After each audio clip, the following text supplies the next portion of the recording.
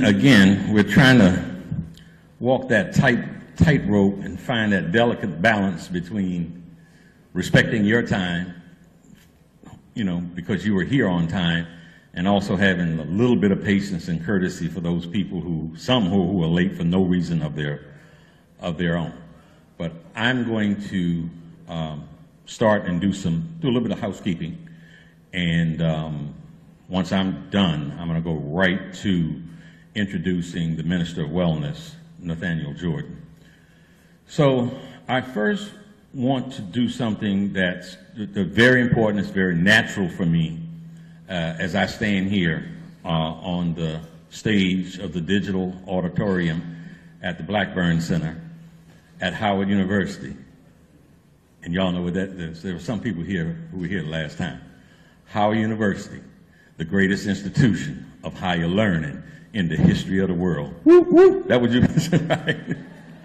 Okay, so I have to thank President Frederick, Board of Trustees, and all the folks who help make this place available to us.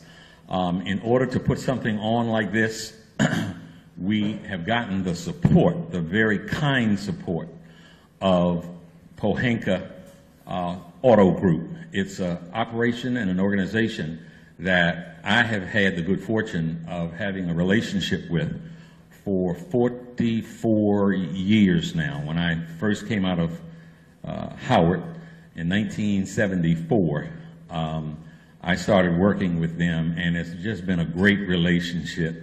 And they are supporting us in numerous ways. And as we attempt to expand and expose our community and the whole DMV to this message of what is happening to us, the genocide that is being caused by the food that we're consuming, by how we are being tricked by advertising, the diabolical behavior of the fast food industry, of Big Pharma, and sometimes the medical industry.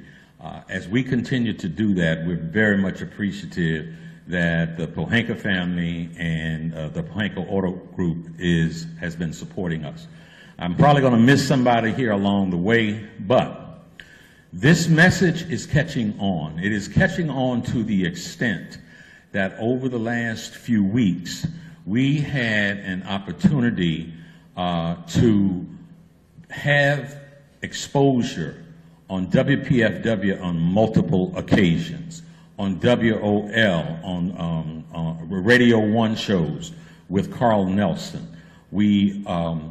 I want to say a humongous thank you to Roland Martin and his team. His team, the brother back here in the red hat, Anthony, is here. And this broadcast, this lecture tonight, is being shown around the world via Roland Martin's social media platforms, YouTube, Periscope, Facebook. So for Roland, who is a seasoned, hardened journalist, who understands how to keep it real and who understands what is real, for him to support and embrace us is something that we are extremely, extremely grateful for. So a big shout out to Roland Martin and his media team. This morning, Nathaniel spent part of the morning rush hour on with the Black Eagle, Joe Madison. And Joe Madison also was extremely supportive. And so when we start to garner and capture that kind of exposure, we know that we are on the right track. I am here as a part of this because back in November, and I'm going to publish these pictures more widely, maybe tonight before I go to sleep or something, but I was down in Charlotte, North Carolina over the Thanksgiving holidays and to see my 3 beautiful granddaughters.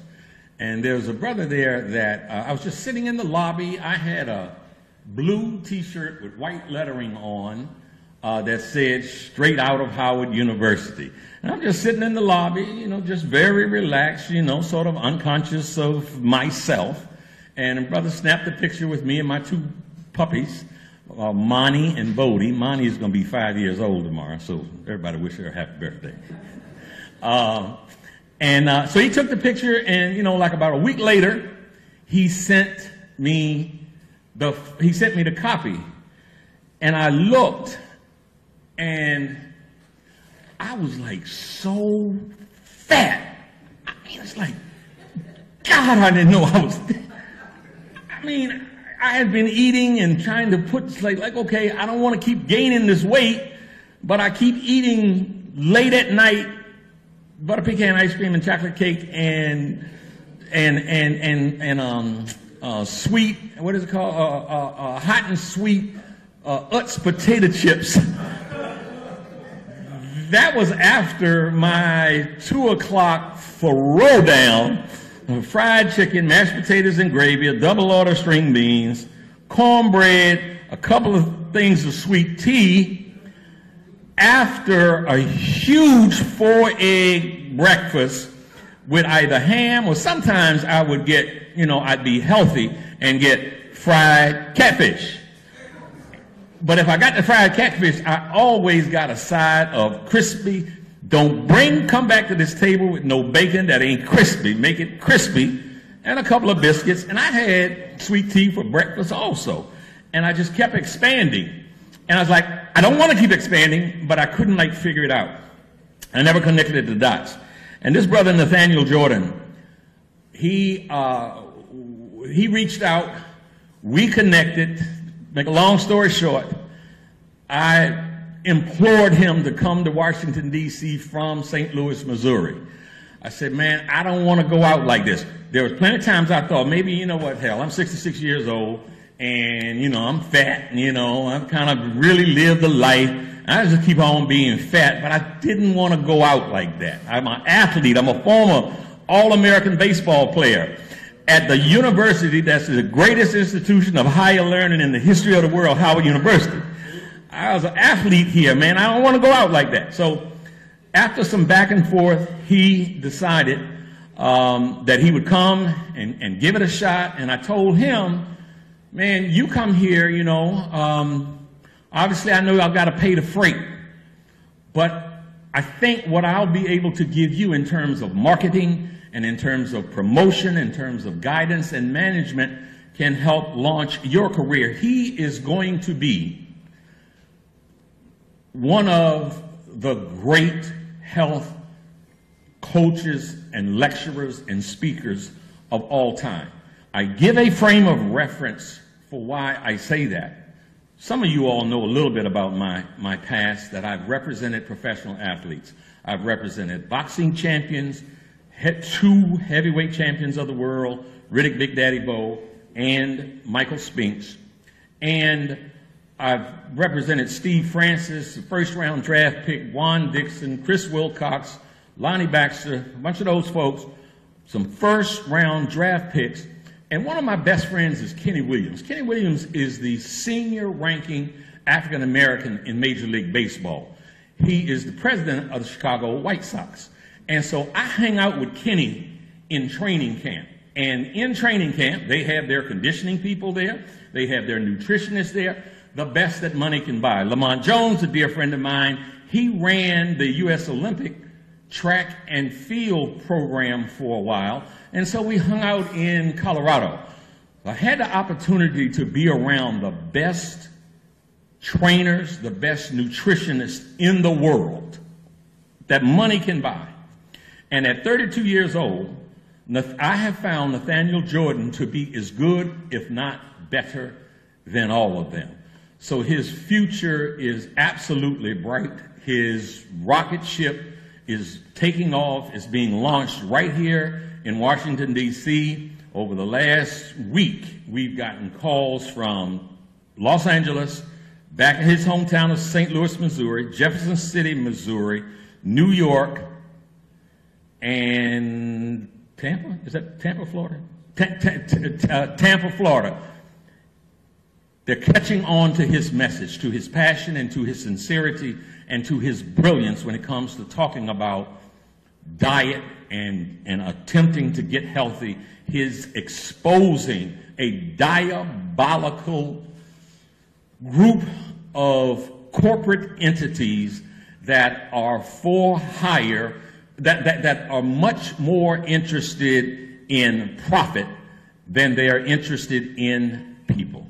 So get to him in just a second. What I want to say very quickly, because we now have a live streaming audience, is that this event is the third part of a 7-part health lecture series, and it's being held every month here at the greatest institution of higher learning in the history of the world, Howard University. Each month focuses on a different topic: high blood pressure, diabetes, prostate cancer, breast cancer, weight loss, food addiction, what Nathaniel calls the 12-headed monster of food addiction. And anybody out there in live streaming land or here locally that really wants to start the journey of helping to move themselves towards health, part of what you've got to understand is that 12-headed monster, and I've never heard anyone break it down like Nathaniel Jordan does. We can bring any of these health lectures to you out there in live streaming land. If you would like to have Nathaniel to come speak, you go to his website, www.theministerofwellness.com. That's www.theministerofwellness.com. Or you can call me. My telephone number is 301-782-2800, or send me an email at rock@rocknewman.com. That's rock@rocknewman.com. for any speaking engagements that might include either Nathaniel or myself. I really want to emphasize the critical nature of today's lecture, which we feel really needs to be heard by every single American concerned with mental health and reducing crime and violence. There is an escalation, there is an epidemic of crime and violence right in the nation's capital. There is a direct correlation, and of course Nathaniel will be able to articulate that correlation much better than myself. I won't even try it. That's what he's for here. This particular lecture really is a tiny portion of the wealth of information in fast food genocide. I'm supposed to have a book here with me to show you fast food genocide, but I don't have it. But there's a book that you can purchase out here tonight. They have been flying off of his website shelves. I think we have 11 or 12 here, but you can go to his website and order also. There are 3 other books, and we're going to briefly go over each and emphasize. I want to emphasize to all of you live viewers that they can go to the website. The website, again, is theministerofwellness.com, and you can purchase any of the books. I'm telling you, when you read the first, frankly speaking, I didn't finish this book. I read the first 100 pages, and I have an extremely large family, and I had 2 great nieces. Great nieces. They were born about a week apart, and now they're about 1 year old. And when I understood what they're putting in our baby's baby food and the diet that our elementary school kids are consuming, if our worst enemy from a foreign country was doing what our school systems are doing to our kids, we'd be talking about going straight to war. We are in the midst of a humongous battle. And this young brother right here is a general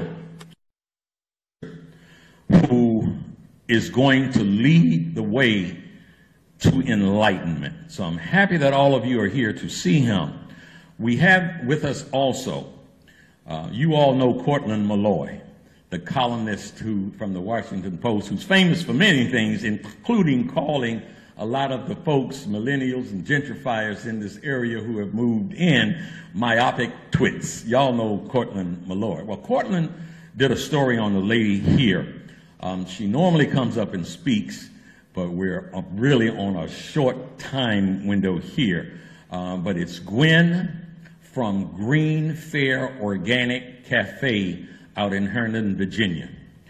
He did a story to talk about what her journey has been after her fiance dropped dead, a fit fiance dropped dead at 50 years old from a heart attack. And she came out of an extraordinarily successful, highly lucrative career to start a restaurant, but more important than it being a restaurant, it is a movement. It is a movement to inform people about the perils of the American diet, what Nathaniel calls SAD, the standard American diet that is killing us. And according to Nathaniel, who knows what he's talking about, and Cortland Malloy, it is simply the finest, most purest food in a restaurant that is served in this area, and I think one of only 6 that is certified as fully organic. So Gwen, thank you for being with us. She is going to have she has some meals prepared similar to the ones that she has at her restaurant. So please, patronize her. And I think that's, that's about it. But I'm gonna take the liberty to do this because I can. Last year, I couldn't button this shirt. I still have a long ways to go. I am not yet anybody's swimsuit model. But I am like on my way without any worries or concerns because this brother has helped me to connect those dots that I never could and has helped give me the formula that is a formula that really guarantees success. And the 74 pounds that I have lost since January the 15th, Martin Luther King's birthday, 2018, have come when at best I will call myself a C student. So if there are any of you who are in this room tonight and out there in live streaming land who feel as if you can't do it, please allow my testimony to be one to inspire you. And I swear to God, I cannot imagine that any of you could have had a worse diet, worse lack of exercise, because after I would eat that 2 o'clock fried chicken meal, you know what I would do next, go home and lay down and drool on myself. I have a new lease on life, and it is available to all of us. And this brother right here, the Minister of Wellness, Nathaniel Jordan, will share his knowledge with you to give you that new lease on life also. So God bless you, and thank you so much for coming. The Minister of Wellness, Nathaniel Jordan, the microphone is yours.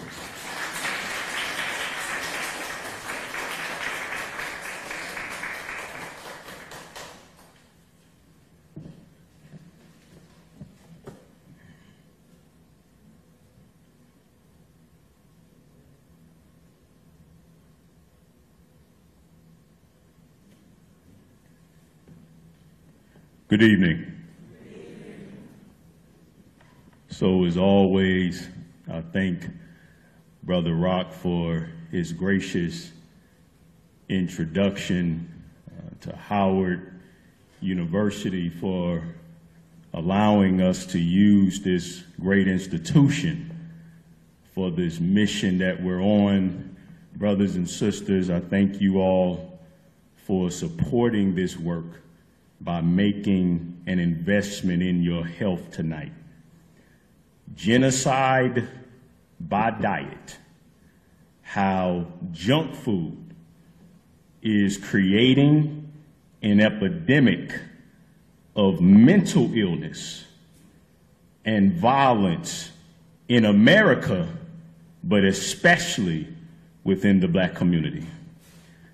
I want to prepare you all mentally that this is the most serious health lecture that I will ever give in my life. Everyone in this nation, from the senators on down to the single mom in the projects, needs to hear this message. You all ready for the truth this evening? All right. That was dead. You all ready for the truth? All right. All right. Now, I do want to give credit where credit is due, and Brother Rock touched on it earlier. A lot of this lecture that I'm about to give is a tiny microcosm of the wealth of information in this great textbook. And yes, I only have 11 copies left. However, once again, as Brother Rock mentioned, you can go on my website and purchase copies of this textbook. This book was written, Fast Food Genocide, by Dr. Joel Furman, and co-authored with Brother Robert Phillips. Dr. Furman is a multiple New York Times best-selling author, and he has been helping people prevent and reverse disease for almost 30 years. I'm one of his success stories. Over 6 years ago, I lost 100 pounds, believe it or not, and I reversed high blood pressure. But Brother Robert Phillips, his testimonial is even more powerful than mine. He reversed sarcoidosis over 10 years ago. He worked for Merrill Lynch Anti-Terrorism Force, and now he is helping Furman, and he helped to produce much of the research in this book. So I want to thank them for giving me the permission to take, again, just a tiny sample of the information in this book, and then combine it with the voice of thunder that our Creator has blessed me to have, so that I can inspire you all this evening, and hopefully, of course, that everyone will receive this information. My brothers and sisters, we are amid an apocalyptic time as a nation. We are facing the complete debilitation of future generations if we don't start addressing and overcoming the million-pound elephant in the room. And that's the foundation of all positive change, our diet. Our unwillingness to discuss radically changing our diets because of addiction to these highly fake processed frankenfoods is contributing, not the sole cause, but it is a large contributor to the epidemic of mental illness, chronic disease, and crime. My goal as your minister of wellness tonight, and I'm going to ask you at the end that I achieve my goal, and I want you to give me an honest answer, is that you will leave here with the understanding that there is not a single social issue facing our nation that we can detach from what we eat.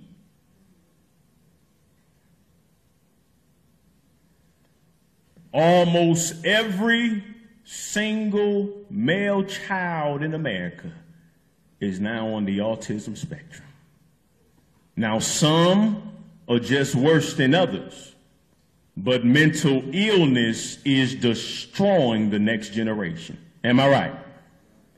And the reason why things are getting worse is because we want to detach our poisonous comfort food diet from unhappiness, despair, genetic mutation, and DNA damage. But the science is too strong, and we are too debilitated mentally and physically to continue in this mythical mindset. The diets of mothers, even before conception, has profound effects in determining the health, the immune system strength, and intelligence of her child. Yet because of horrific advice being given by OBGYNs, millions of mothers in ignorance are literally poisoning their children before they're born. And then they're born 9 months after being poisoned in the womb. And here comes the medical industry. They'll immediately stick them with numerous vaccines loaded with neurological poisons like mercury and lead and aluminum and even embalming fluid. And we wonder why childhood cancer is now the leading cause of death in our children outside of accidents.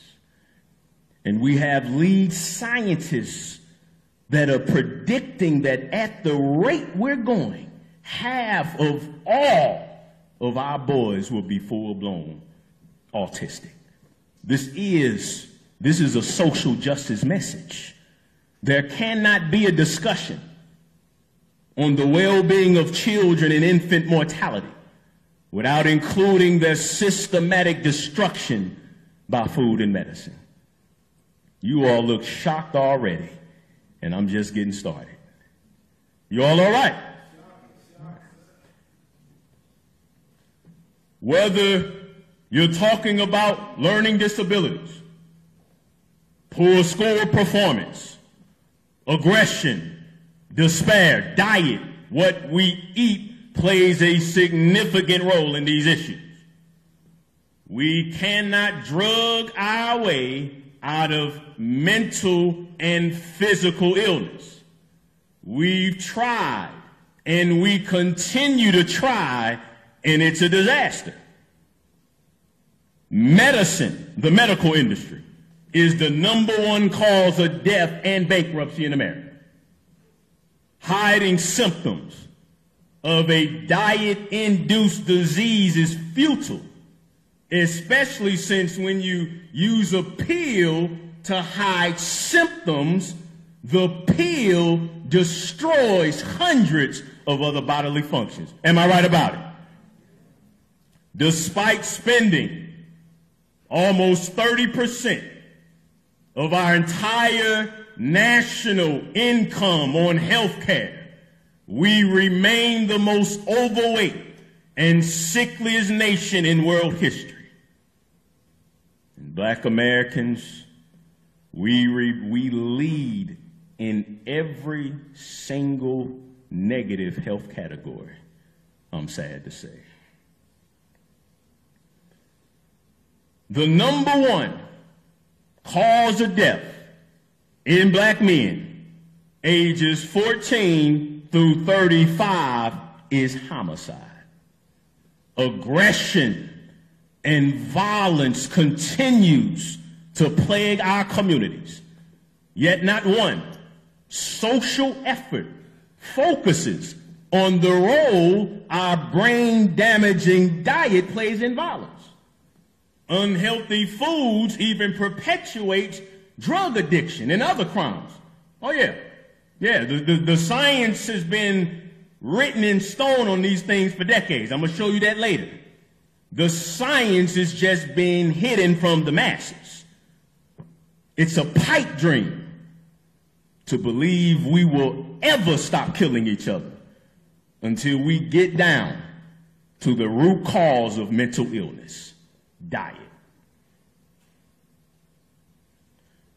Compared to whites, Black Americans living in inner cities, 40 or less likely to complete high school, 47% more likely to develop high blood pressure, 50% more likely to die from heart disease. This is genocide by diet at work right in our communities, but we're ignoring it because of food addiction. 80% more likely to suffer from fatal stroke, 77% more likely to develop diabetes, 4 times more likely to develop kidney failure, we get the same cancer, but then we die from it much more aggressively. And then we're almost 2 times more likely to develop Alzheimer's and dementia. Those terrible health statistics are directly linked to diet. But here's what else is linked to diet: diminished concentration and intelligence is also linked to what we eat. It's high time we understand and accept without a shadow of a doubt that we are what we eat. We're passing down damaged genes and DNA to our children, leading to the perpetuation of the myth of genetic superiority by influential races who support eugenics. However, the science shows that chronic disease and mental illness is far more influenced by environmental exposure and diet, with only a relative small influence from genetics. You all following me? So I don't care what your big former controlled puppet of a medical doctor told you or told you about your child. Nutrition overpowers genetics. As a matter of fact, nutrition can change your genes. Nutrition can change who you are. We're 70 years behind the science. You all look shocked. The Nazis knew this 70 years ago. And that's why they had the most advanced nutritional program for their time. Even the devil himself, Adolf Hitler, was a vegan.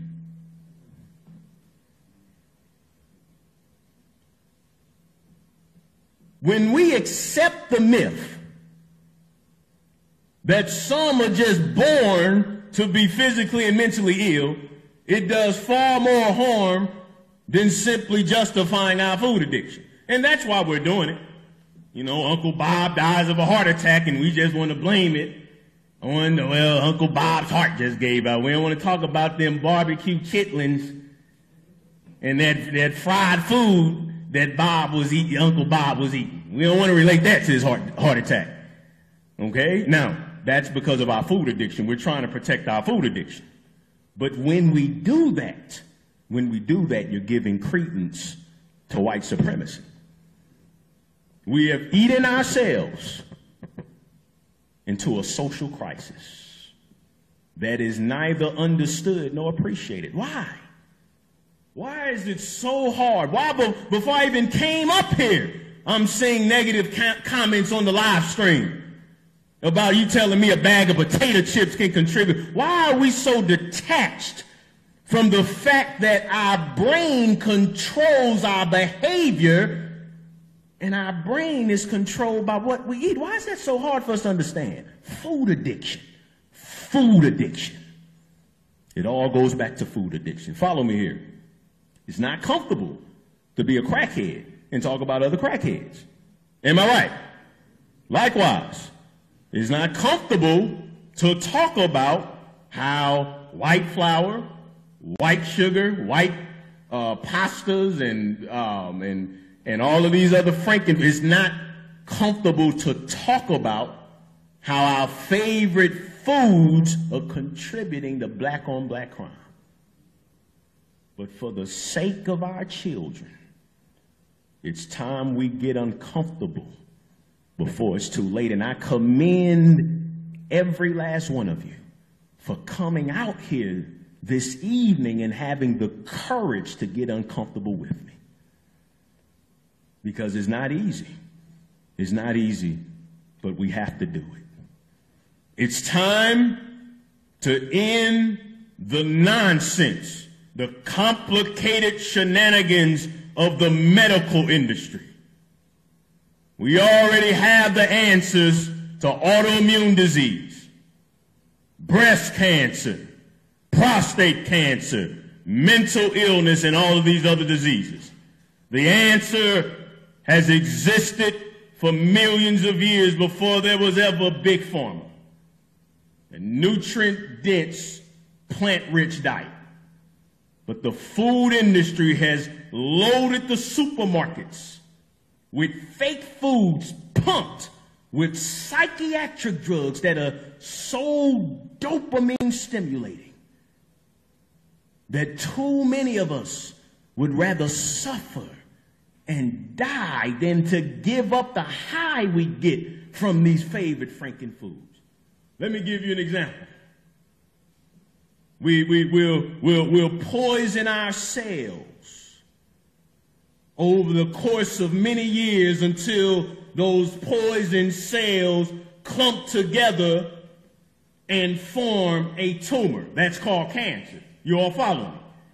And then instead of facing the fact that the tumor came about because of diet, we march around. We march around. And then we demand a magical pill from a for-profit cancer industry to instantly take away a tumor that took 40 to 50 years of poor nutrition to develop, as if they gonna bankrupt themselves and give us that type of pill in the first place.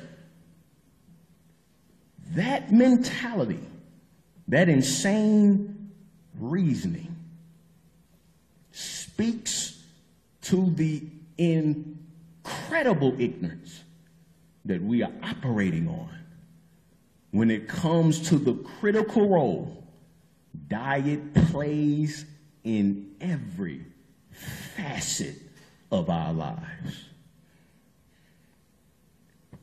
So, before I delve deep into the science, you all with me so far? Before I delve deep into the science showing how our food addiction is causing all of these social problems in our communities, I have to give you a basic understanding of food addiction. Now, next month's lecture, July 26, 6 p.m., we'll be right back here. The entire lecture is going to focus on the 12 components of food addiction that I've identified. 12 components. Okay? And most of those components I discovered from health coaching the most hard-headed client that I've ever had in my life, and that's Brother Rock Newman. So you can credit him for next month's lecture. But here, for the sake of this lecture, and in all my lectures, you'll always notice I go over some fundamentals of food addiction. Why? Because it's the addiction why we won't face these issues. It's the addiction. It's the addiction to the very foods wreaking havoc in our society that will keep many from accepting the bulletproof science that I'm about to bring out. Feel free to go to Fast Food Genocide. There's like 700 scientific studies in there. Okay, but some people will never be convinced because they don't want to give up their favorite Franken foods. Again, you cannot hate the taste of green vegetables and be addicted to dairy ice cream and really become an advocate for the overhaul of the diet that we need to effect the change that we need. Does that make sense? So, we are what we eat. If we want to prevent and reverse all disease, we must eat a diet high in micronutrients in comparison to the calories that we consume. Real food is supposed to give us two things. This is very important. Macronutrients and micronutrients. Macronutrients, that's protein, carbohydrates, and fat. That's where we get our calories. Okay, anything we consume that has calories, those calories come from those three sources. You all following? Now, real food is also supposed to give us micronutrients. Micronutrients are vitamins, minerals, and phytochemicals.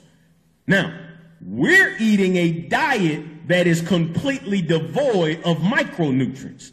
And that's a problem because those are our medicines. Those are our medicines. The micronutrients is what you want to focus on. The dieting industry, which is a hoax, they only focus on the calories. High carb, low fat, they are just juggling calories. And so because you never focus on the micronutrients, you stay in a state of starvation, and eventually, as many of you all can attest to, you'll stay on that vicious cycle of yo-yoing your weight up and down. So we want to focus on micronutrients. Our health is dependent not on juggling macronutrients, but on the amount of micronutrients we consume. So don't worry about the quantity of protein. Worry about the quality.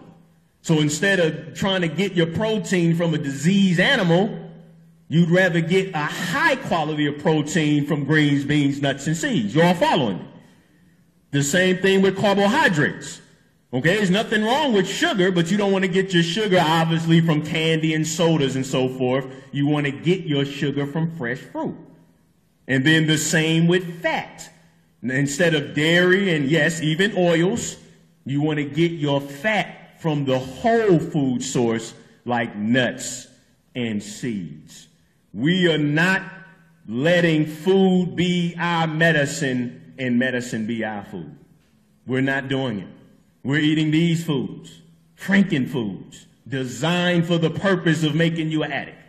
Cookies and crackers and chips and breakfast bars and donuts and pancakes and waffles and breakfast cereals and lunches and lunch meats and deli meats and all of that other garbage. Okay, and these foods is no better than illicit drug usage. And here's the sad thing. Most of these Franken foods could be made healthfully. You can have healthy cookies and crackers and cakes from whole natural plant ingredients. So why don't they do it? Why won't they just give you the whole food source? Why give you the Franken foods? Because when you take a plant and strip it of all of its nutrients, it turns it into a psychological drug. So they don't want you to have the whole food source. They want you to be an addict to Franken foods because they want you to get sick so you can get on them toxic cancer-causing medications. Due to the extreme social ills that these Franken foods are causing, I'm hoping I'll have someone that will agree with me that these Franken foods should be outlawed. When we eat Franken foods with no micronutrients, the first and greatest component of food addiction of all is the pleasure trap. These micronutrient deficient foods shoot up the brain with dopamine. Dopamine is the pleasure hormone. That's what the crackhead feels when he shoots up. You know that feeling when he gets high? Well, it's the same thing with food. We're shooting up with food. And the more of the dope food you shoot up with, the more you need, because the dopamine receptors in the brain will deaden. So you need more and more of the dope food. And then the fatter you become from your addiction, you need even more dope food because you have even fewer dopamine receptors than you did when you were a smaller food addict. Make no mistake about it. The high people get from these Franken foods is more powerful than any other stimulant on the planet. I've been health coaching people. I've health coached about 100 people over the last 6 years, and I have coached people who have overcame every single addiction known to man, highly successful in every other facet of their lives, but they cannot defeat the standard American diet. This is the greatest weapon of mass destruction that we've ever faced. Second component to understand, these Franken foods turn leptin off. Leptin is the hunger regulating hormone that tells you to stop eating. When leptin is turned off, you can be as big as a house, or in this case, bigger than a house, and still can't stop eating. See, when we eat the frankenfoods, all of the carbs in the food gets processed as sugar. Too much sugar causes the pancreas to panic, excrete too much insulin to pull that sugar out of the blood. Too much insulin shuts off leptin. And so you can go to the Chinese buffet and eat all day until you need your whole family and friends to help you to the car, you so full. And then you collapse at home, barely move, and then 4 hours later you at another death shack. That's leptin being turned off. Leptin being turned off. In all seriousness, this is wickedness at work. Look at the rat. They test the frankenfoods on the rats, and sometimes they'll watch the rats eat the frankenfoods until their stomach explodes. And then they feed them to us. And look at what we do. We'll eat this mess until our heart explodes. That's a heart attack. Until our brain explodes. That's a stroke.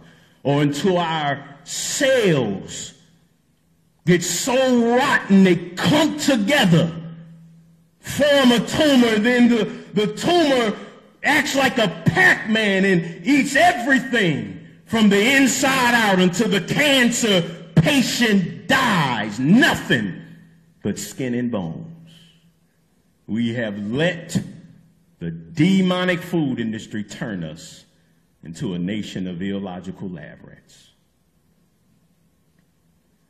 Third component of food addiction. Remember, this is just a foundation.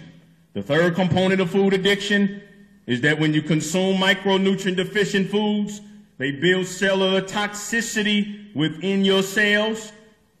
Your body can only detox in a state of fasting.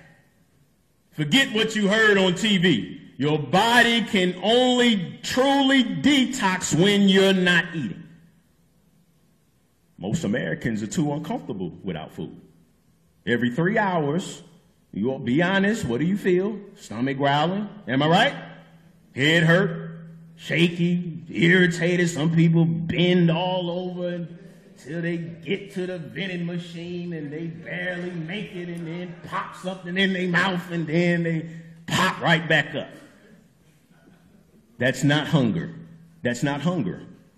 Okay? That's toxic hunger. True hunger is felt right here in the mouth and in the throat.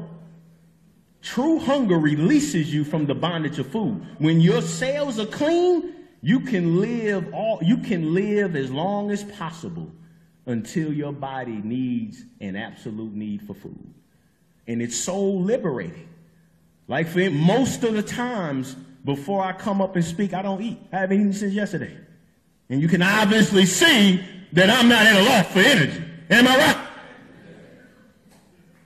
So we have to get back in touch with true hunger. The final component of food addiction before we move on from this section is the bad bacteria that builds in our guts when we eat the frankenfoods.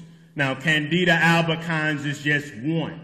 There's many more, okay, but I chose Candida albicans for two reasons. First of all, is more commonly known, and then second of all, is one of the easiest forms of bacteria to pronounce, because the other ones have about 50 letters in them.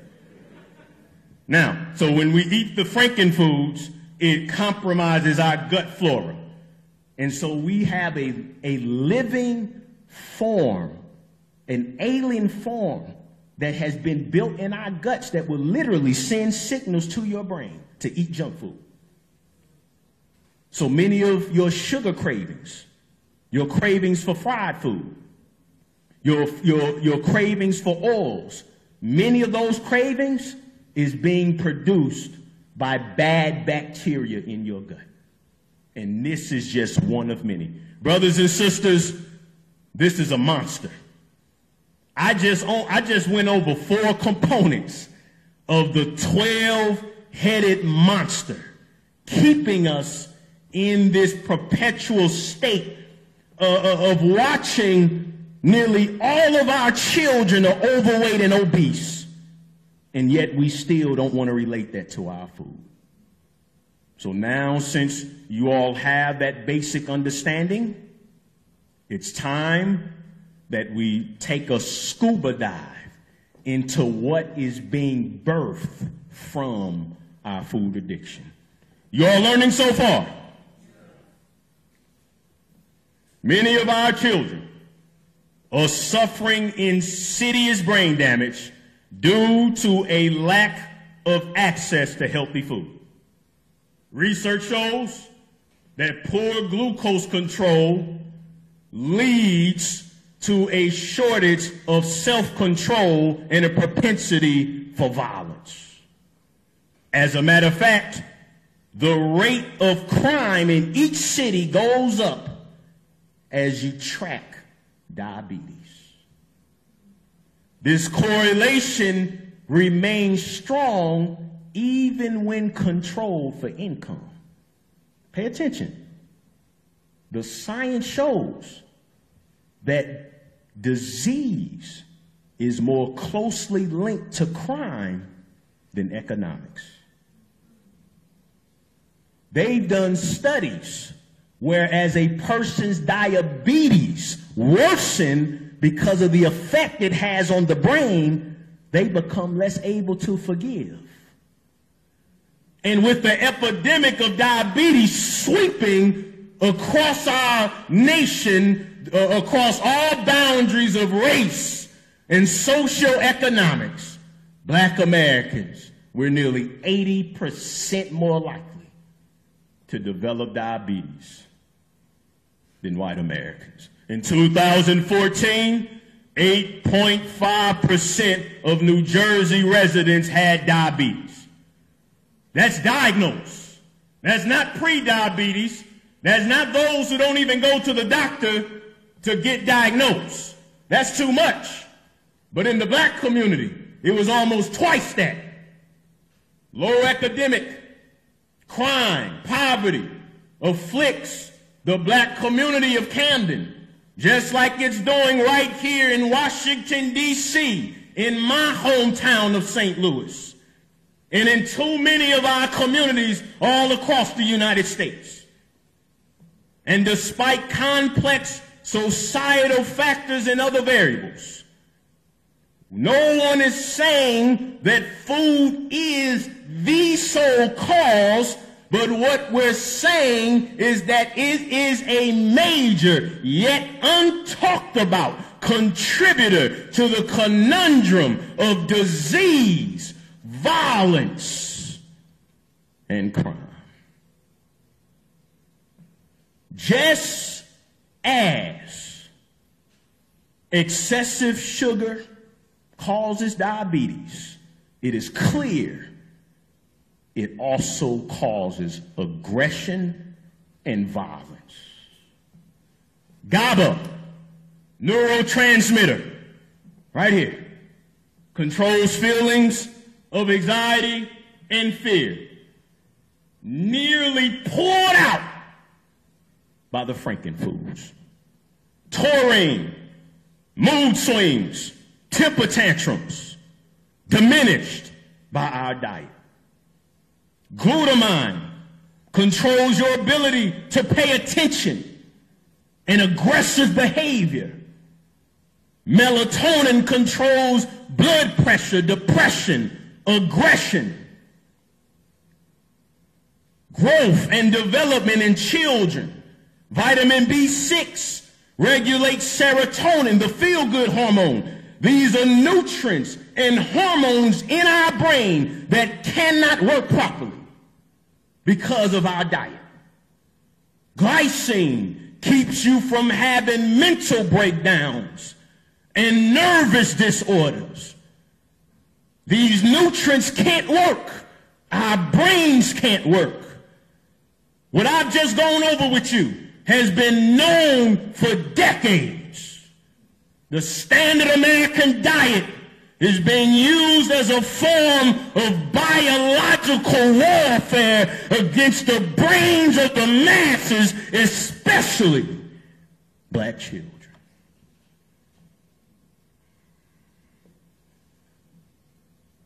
The human brain, the most complex structure known to humanity, is under attack. The brain, so much more than any other organ in our body, is exquisitely dependent on micronutrients. And even tiny amounts of unnatural foods can damage our brains. It's very clear, my brothers and sisters, that your creativity, your concentration, your work ethic, your determination, your patience, your intelligence, your happiness levels, all of those behaviors depend on sufficient micronutrient exposure early in life. The diet we're eating is making it impossible for our brains to function properly. Without sufficient micronutrients only found in abundance in whole natural plant foods, you cannot function properly in everyday life. And if you think you're functioning properly, well, I'm doing just fine, I don't know what you're talking about. If you think that, I guarantee you, start eating to live, feed your brain right, wherever you're at right now, you will be able to perform 100 times better. The standard American diet is beyond sad. S-A-D, standard American diet. It's beyond sad. It's chemical terrorism. I mean, look at the chart. Look at the chart here. Only 11% of calories come from colorful produce. Only 11%. But guess what? It's much worse than that. Because the government counts French fries as vegetables. Ketchup as vegetables. The truth is, most Americans consume less than 3% of their calories from colorful produce. I thought about that. And I've come to the conclusion that you could not have designed a better diet to create mental illness than if you paid the devil himself to do it. The standard American diet does not contain the vast amount of micronutrients and fatty acid balance needed for our brains to function optimally. Unhappiness, sadness, anxiety, and anger are all subclinical deficiencies that are far too common in everyday. I tell you, I am happy and thankful to our Creator every day. I make it home after driving on these roads with all of this anger and road rage. As a matter of fact, we had a poll carried out by CNN in 2015, and they revealed that 69% of Americans are angry. The standard American diet is missing not only micronutrients, but a special class of micronutrients called phytochemicals. Phyto means plant. There are thousands and thousands of phytochemicals found in colorful produce that are not optional for brain health. They're not an option. We have over 100 billion nerve cells in our central nervous system called neurons. Every one of them, every one of those 100 billion are dependent upon phytochemicals. Phytochemicals are required for the prevention of brain pathology. Our brains are what we eat. It's bad enough that we're eating a diet deficient in micronutrients. It would be bad enough if the foods were organic. and we have many health stores. I'm here to tell you this evening that most of our favorite health stores are still full of junk food. But at least they're trying to make it organic. The processed food industry, they load their foods with over 10,000 extra FDA-approved chemicals. And then what's most evil and racist of all is this brain-damaging diet is being forced upon millions of our children living in food deserts. And I, for one, don't believe for a second that that's solely by accident.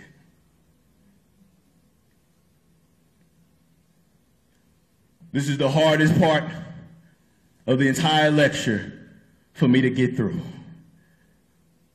1 in 8 adolescents is now diagnosed as clinically depressed. And many more have milder forms of mood disorders.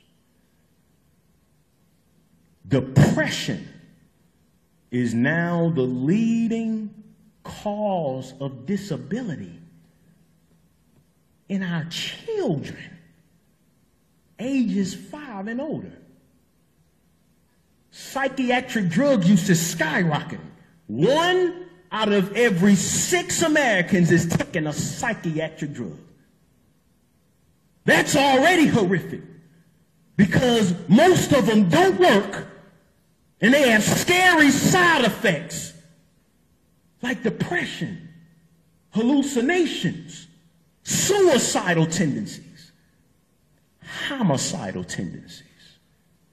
So it's bad enough that we have so many adults taking drugs that could perpetuate them shooting up a mall. But now we have millions of children taking these drugs.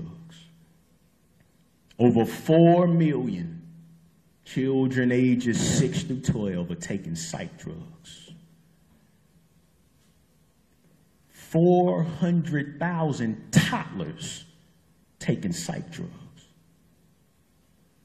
Gets worse. 300,000 nearly babies under the age of 1 taking psych drugs. And the numbers are much worse because we have psychiatrists who are issuing babies off-label psychiatric drugs for purposes the drugs aren't even intended to treat.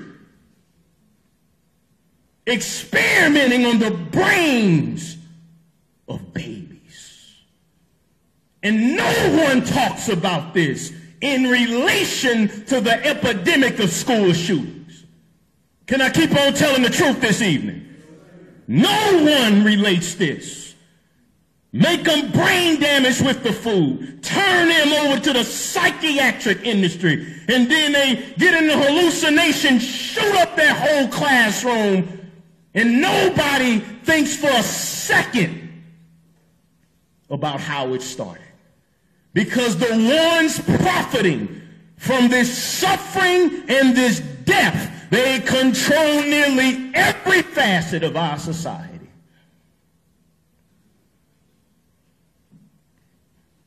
You all right? It starts with the food. That wouldn't be possible. That wouldn't be possible if we weren't addicted and then making our children addicted. I forgot to mention in the last slide that the #1 prescribed psych drug isn't ADHD. We all hear about that, right? That's what you all probably thought, like, okay, the ADHD.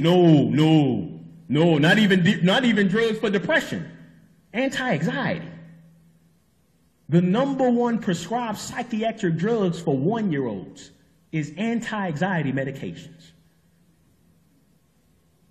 A 2011 study showed that our favorite frankenfoods, pizzas, sausages, what we're going to be eating for the 4th of July, I gotta start stepping on some toes. I'm sorry. Our favorite Franken foods. For each dose you eat, you increase your risk of depression by 51%.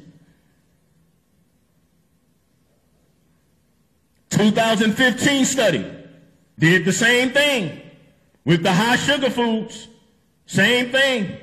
Depression, anxiety. We all know this is true, even me. I'm in the fight with you. We all know it's true. We eat something high in sugar, we experience that sugar crash, and we can see a change in our mood. Am I right? So we're underestimating. What we're doing is underestimating the cumulative effect that these Franken foods are having on our minds and the brains of our children. But TV knows. TV knows once you pop, the fun don't stop. Even when you want it to stop, or even when it's popping your heart, you still can't stop. See, they making fun of us. You go 4 hours without eating a Snicker and you turn into a sociopath. That's hunger. You've seen the commercials, right? A person turn into a whole different person until they get their sugar. So they're telling us right in the commercials, and we miss it because we're laughing and we miss it so you're telling me that just because I don't get my fix, I'm going to turn into somebody I'm really not.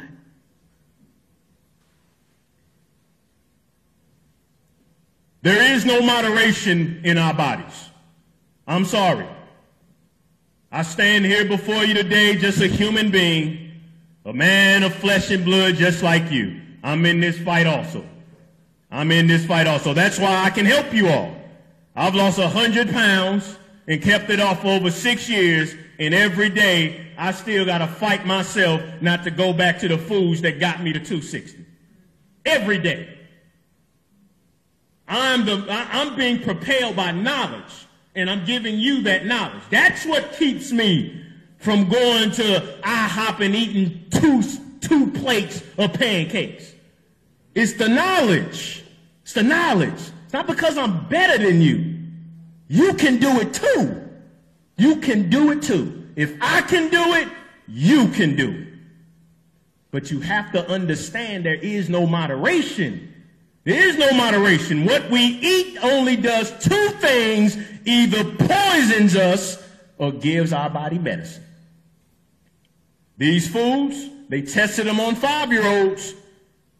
They made the 5-year-olds moody, less unhappy, more hyperactive. Decreased their ability to learn and develop verbal skills. Special education would go bankrupt if we start feeding our children properly. It's clear when you shoot the brain up with sugar and then that sugar drops, it causes nervousness, irritability, and full-blown aggressive outbursts in susceptible individuals. This is a social justice issue. We cannot talk about childhood behavior without discussing diet. And with that said, I do want to commend somebody from Prince George County. Before I came up here, they sent me a long email saying, when the schools come back, brother, you have to talk. We want you to talk to all of our teachers about food. And I'm going to give them this lecture. That's excellent news. We have to change. Deficiencies is not just the high sugar foods. The whole standard American diet is destructive. This is probably the worst of all. Deficiencies. There's 4 fatty acids that are critical for controlling behavior in our brain that is being sabotaged by the standard American diet. Pay very close attention to this. This is going to knock your socks off. DHA, docosahexaenoic acid. EPA, eicosapentaenoic acid. When the brain is deficient in one of those fatty acids, direct linked to aggression. Direct link. Omega-6 fats versus omega-3 fats. Omega-6 fats are mostly coming from these oils and fried foods. We get omega-3 fats from green vegetables. We don't consume enough omega-3, so we have an imbalance of omega-6 to omega-3. Direct link to violence. Fried foods cause birth defects, autoimmune disease in children, scars brain tissue, aggressive behavior, and violence. And the average American is consuming over 400 calories from omega-6 oils in the form of fried foods. We have some places in the South where they fry salad. Unbelievable. A fried salad. Your omega-6 to omega-3 fatty acid balance for normal behavior should be 4-to-1. You all following me? So 4-to-1 when you get a test. You go and you say, I want to get a test for these fatty acids, your level should be 4-to-1. Most Americans, 15-to-1. Guess what it is in many black communities in food deserts? 25-to-1. Behavior problems come when it's over 4-to-1. But in our communities, with 700 homicides in 1 year, 25-to-1. This is a social justice message. 800 military personnel committed suicide. Guess what they found? Those deficient in DHA, 62% higher likelihood of suicide. The homicide rate in the United States tripled between 1961 and 2000. Guess what else tripled? Omega-6 oil consumption. Nah, come on, Minister Weldon. You just making stuff up. No, the National Institute of Health, they didn't believe it either. So they said, listen, we're going to really put this to the test. They took 12 different type of oils, soy, corn, canola. Those are our favorites in these processed frankenfoods. And they looked at multiple countries, including our own. They couldn't believe it. They were like, no, we got to test this thing out. And they still found a direct correlation between the higher the omega-6 oils consumed versus homicide within that country. Deficiencies in DHA and EPA will lower your intelligence, causing poor school performance, aggression and hostility, anxiety and depression, brain shrinkage, memory loss, other cognitive problems, Alzheimer's, and dementia. Take it up with the National Institute of Health. I'm just a messenger. Too many of us are damaging our brains. Damaging our brains when we're young, the brains of our children. And then we continue to damage our brains as we get older. And then that leads us to the ultimate form of mental illness, Alzheimer's and dementia. We are in the midst of a tripling of Alzheimer's and dementia. A tripling. And within this tripling of Alzheimer's and dementia, black Americans are 2 times more likely to develop Alzheimer's and dementia. So what I'm saying, if that we don't start overcoming our greatest weapon, the school to prison pipeline is going to be replaced with the school to nursing home pipeline. The studies are clear. The children who eat a healthier diet perform better in school, better math skills, reading skills, verbal skills. It's clear. They're happier. They behave better, contrary to their peers who are being poisoned by frankenfoods. Am I making a believe out of somebody this evening? These frankenfoods destroys us from the inside out, and affects how we treat each other. They affect how we think, how we behave, and how we act. We cannot have a discussion on the chaos in our schools without discussing our diet. They even did an IQ test and showed that toddlers who eat a lot of fruits and vegetables, they score up to 8.5 years higher on their IQ test. And then they also showed that exercise is important too for the brain health of children.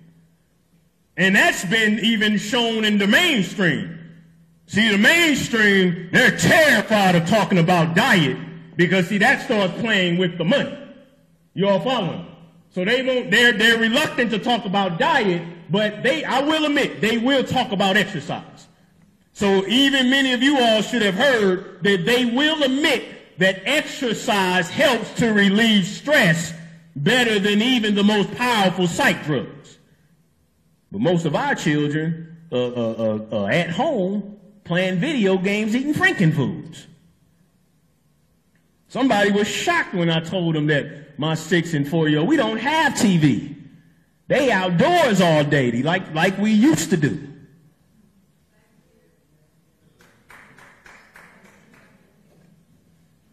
Despite all this science that I'm bringing out, parents, future parents, despite all this science we're bringing out, we are sending our children off to school with a bunch of Frankenfoods, a bunch of sugar, a bunch of diseased animals. And then we expect them to learn. But then what's worse is that once we send them to school, the school lunch program is feeding our children food far worse than any other death shacks. Food rejected by McDonald's. No worries, we'll give them to your children at school. Food that that's so contaminated, even none of the death shack, the Burger King, all of them, they won't accept it. And they'll just take it and give it to the schools and give it to our children. The school to prison pipeline starts with the nutrition they're giving our children. We absolutely can't tolerate that. That lunch line should be empty. That breakfast line should be empty. There should be no children in that line until their pockets break and they feed our children the diet of human beings. Brothers and sisters, if we could come together and boycott for the sake of where we sit on a school bus or on a bus, surely we can come together and boycott for the sake of the health of our children. Anybody with me on that?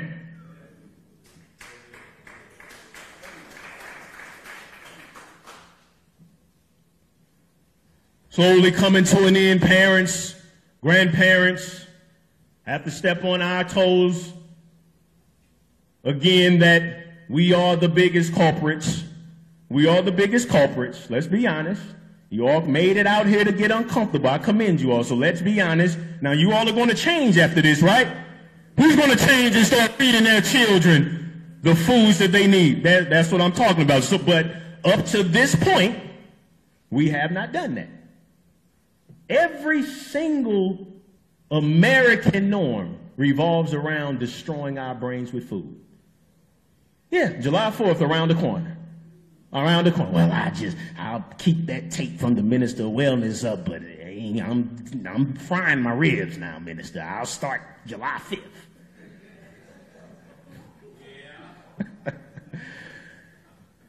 It's high time that we change this.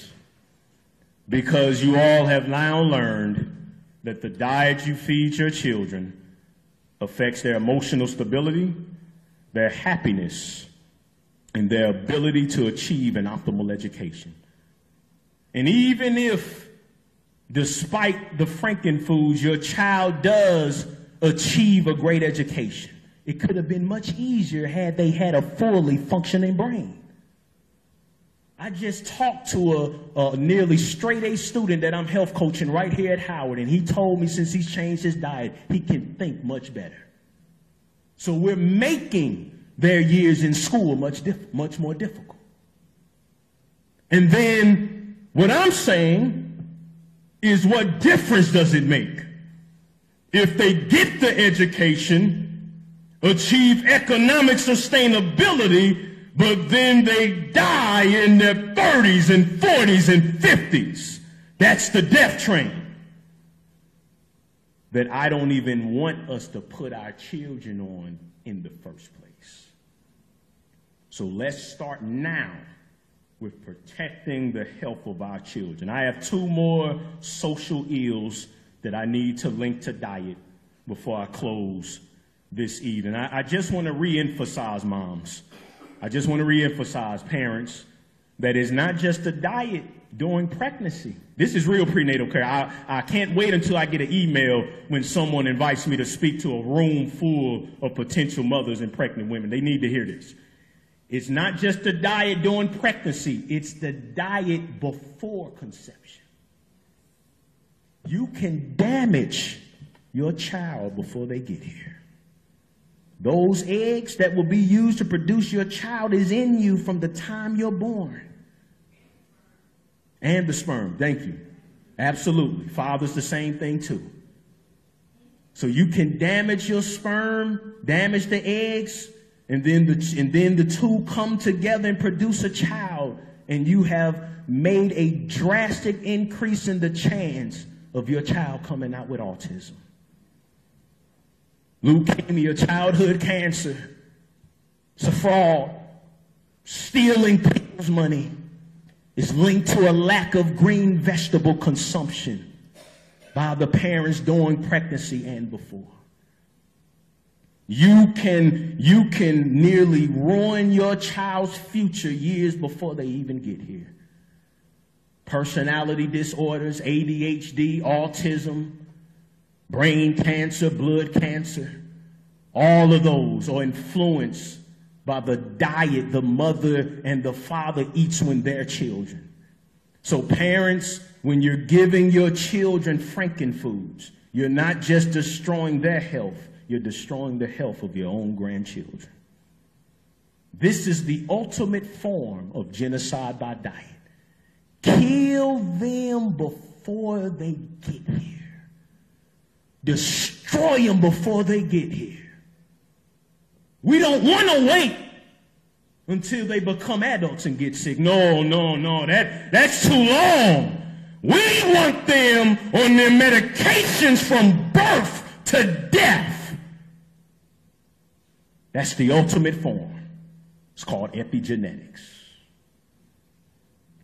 We have been seduced into destroying the health of our children before they even breathe their first breath of life. They went into prison with violent adults. Somebody went into prison, and all they did was give them supplements for their brains. Antisocial behavior dropped almost 30%. They didn't even change their diet. They just gave them supplements for their brain and saw a change. They duplicated this over and over. They went into a high school for troubled youth, cast away by society, given up on, told they will never amount to nothing. Let's just huddle them into a school together and watch them self-destruct. But somebody came in there. They took out candy, took out soda, replaced it with better food. Vandalism dropped. Explosions almost disappeared. Suspensions almost disappeared. Negative behavior, weapons violations, and even suicide attempts almost completely disappeared when they gave the troubled youth a chance to think correctly by simply changing their diet. And a behavior scientist named Iva Musteroo, she looked at all of this and almost in exasperation, she wrote in an article, "This is obvious. Get these Frankenfoods out of the prison. Change their diet. We really serious about reducing recidivism, reducing mass incarceration. We know that if we give the prisoners nutritional education with life skills, we could almost eliminate recidivism, because when the stresses of post-prison life come upon them, a nourished brain will allow them to make better decisions instead of poor decisions to throw them back into slavery." Have they listened? No. Because the prison industry is a $1 trillion industry. They are not trying to reduce anything.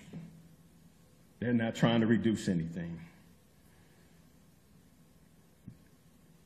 Not even parental attitudes.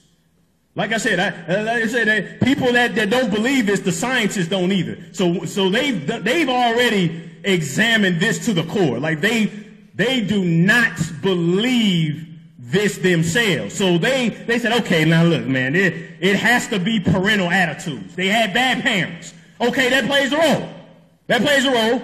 They said, okay, man, this is some personality disorders. That played a role. That played a role. Man, this is a stressful home environment that caused them. That played a role. But still, the strongest correlation over and over and over between adult violent crime is the diet that they were fed when they were children.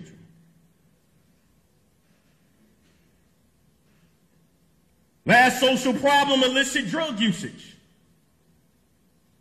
Illicit drug usage. Let me dispel this myth right here. Black people do not use illicit drugs more than other races. Am I right? That's a myth. That's a myth. All races and all socioeconomic classes in America is being debilitated and destroyed by drug abuse. As a former police officer for 7 years, I definitively state, without a shadow of a doubt, that the only reason why there are more black people in prison for drug-related offenses is 100% related to systematic racism within the criminal justice system. Am I right, I said?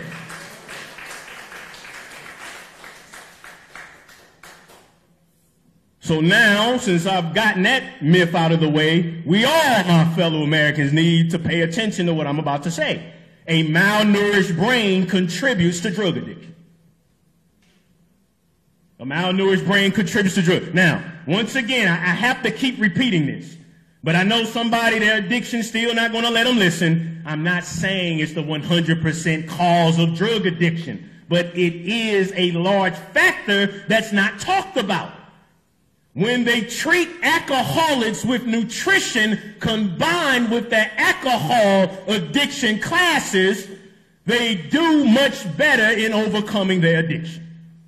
The Frankenfoods are a gateway drug to other harder drugs. A malnourished brain constantly seeks pleasure to make it feel better, setting itself up for more harder drugs as a way with coping with life. So this is a social justice issue. This is the biggest social justice, civil rights issue facing our nation. Even alcoholics, crack addicts, heroin addicts, whatever they're doing in their treatment, there needs to be a significant component in their recovery talking about how to nourish their brains. And now, After 1 hour, 7 minutes of giving you the bad news, I'm going to perform a magic trick. In one slide, in 2 minutes, I present to you the answer. A whole foods, nutrient-dense, plant-rich diet. That's it. All of the science that I have to go through, all of the convincing, all of that is to get through the genocide that has created this microcosm of ignorance, and then because the foods are so addicting, we want to be ignorant. So I have to weed through all of that just to get to this. Eat foods that human beings are supposed to eat. Let food be your medicine. Let me change that. Food, whether we like it or not, is our medicine. And medicine is our food. And if you don't let it be, well, we see the results. And these are the foods that we should use as the foundation of that plant-rich diet, the G-bombs. You should have this acronym memorized. All Americans should know this acronym. Greens, beans, onions, mushrooms, berries, and seeds. Your immune system special forces. The miraculous healing power in these foods is more incredible than anything you could possibly imagine. This is the answer to heart disease. This is the answer to stroke. This is the answer to diabetes. And these foods can start the healing process of our brains, so desperately needed to start the healing process in our communities. In conclusion, these frankenfoods are keeping our nation sick and our poor people poor. They become unable to escape the vicious cycle of poverty, disease, and crime. To solve this problem of disease, crime, and the disenfranchisement of a segment of our population, we must assure that everyone has access to the information in this lecture, access to healthy foods, and understands the importance of eating healthily. Now I ask, brothers and sisters, did I do my job tonight as your minister of wellness? Did I do my job? So I convinced you all that this is the most critical social and civil rights message that we're facing. I can go home with a clear conscience. Equal opportunity can only begin with the gift of a healthy brain. It is high time for a health revolution in America. And I have determined in my heart that although I went over some mighty mountains and the storms are destructive and the valleys may seem too wide, the truth about health and wellness will rise. My brothers and sisters, so help me God, I will not stop proclaiming the truth about health and wellness until wellness rolls down like waters and healing as a mighty stream.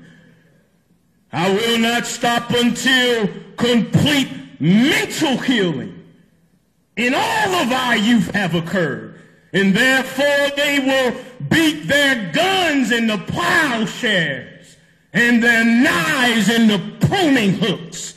Gang member will no longer fight gang member, and even throughout our most violent communities, they will no longer learn to war against each other anymore.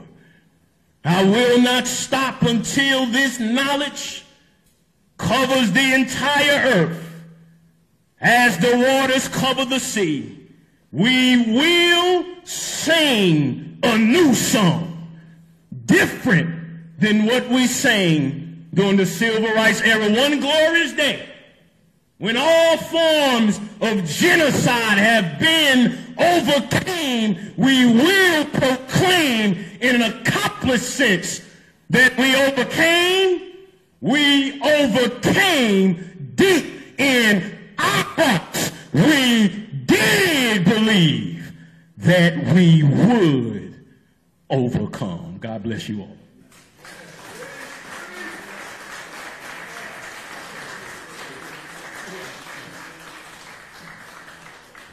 Well, can we give this brother a standing ovation? This is powerful. This was a powerful, this is a powerful message. And you know this brother is what is needed right now. It's the right time. And if you all can spread the word about the message that he is delivering, it would be very, very much appreciated. And keep in mind, he's got books out there. Any CDs today? Any of his CDs? Not any CDs, but you can go to his website and get all of his stuff. And we frankly appreciate and need your support. So go out and take a look, see if you see anything you want. If you don't, you can go to the website. Thank you so much. We'll be back here July the 26th, right back here at the greatest institution of higher learning in the history of the world, Howard University. I'll see you outside.